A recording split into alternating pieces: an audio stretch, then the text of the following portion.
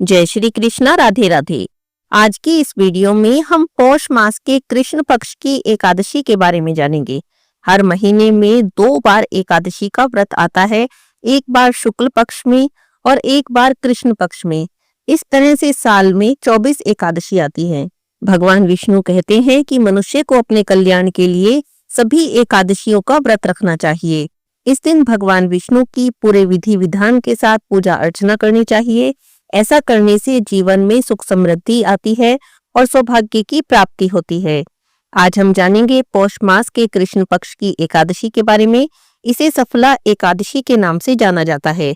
सफला एकादशी अपने नाम के अनुरूप ही अपने भक्तों के सभी कार्यों को सफल करती है और पूर्ण करती है।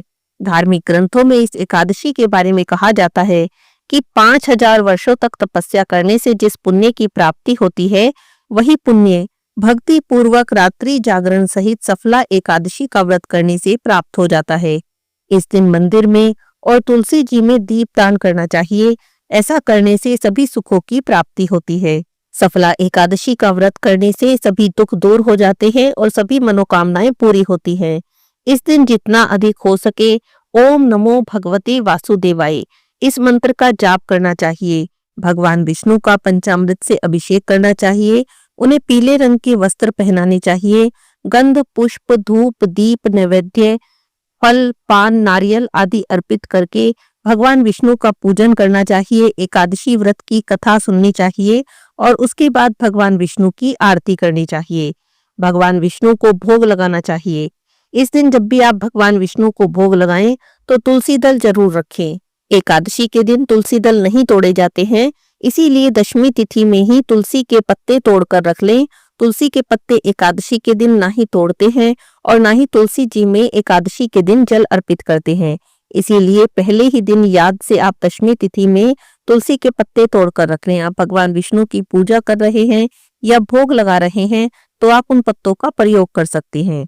चलिए अब जान लेते हैं साल 2024 में सफला एकादशी का व्रत कब किया जाएगा, व्रत का पारण कब करेंगे, एकादशी तिथि कब से कब तक रहेगी और पूजा का शुभ समय क्या रहेगा। साल 2024 में सफला एकादशी तिथि का प्रारंभ होगा 25 दिसंबर बुधवार की रात 10:29 से और एकादशी तिथि का समापन होगा 26 दिसंबर गुरुवार की मध्य रात्रि में 12:43 पर। 26 दिसंबर गुरुवार को सूर्योदय से पूरे दिन तक एकादशी तिथि रहेगी और रात में 12:43 के बाद से द्वादशी तिथि प्रारंभ हो जाएगी। इसीलिए 26 दिसंबर गुरुवार को ही एकादशी का व्रत किया जाएगा। 27 दिसंबर शुक्रवार को एकादशी व्रत का पारण करेंगे, जिसका शुभ समय रहेगा सुबह 7:12 से सुबह 9:16 तक। एकादशी व्रत का पारण शुभ समय में ही करना चाहिए।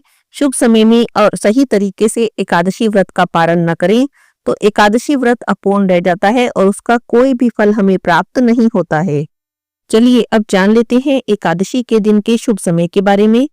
इस दिन सूर्योदय का समय रहेगा सुबह 7:12। सूर्यास्त का समय रहेगा शाम 5:32। ब्रह्म मुहूर्त जिसे पूजा पाठ के लिए शुभ माना जाता है सुबह 5:23 से सुबह 6:17 तक रहेगा। दोपहर के समय 12:01 से 12:43 तक का बहुत ही शुभ समय है, अभिजीत मुहूर्त है और इस समय में आप कोई भी शुभ काम, कोई भी नया काम कर सकते हैं। शाम के समय में 5:32 से 6:54 तक पूजा पाठ का शुभ समय है। इस समय में आप एकादशी व्रत की पूजा कर सकते हैं, एकादशी व्रत की कथा पढ़ सकते हैं, भगवान विष्णु के मंत्रों का जाप कर सकते हैं और तुलसी देवी की पूजा कर सकते हैं। तुलसी देवी की पूजा एकादशी के दिन विशेष रूप से की जाती है। दोपहर 1:30 से 3 बजे तक राहुकाल का समय रहेगा।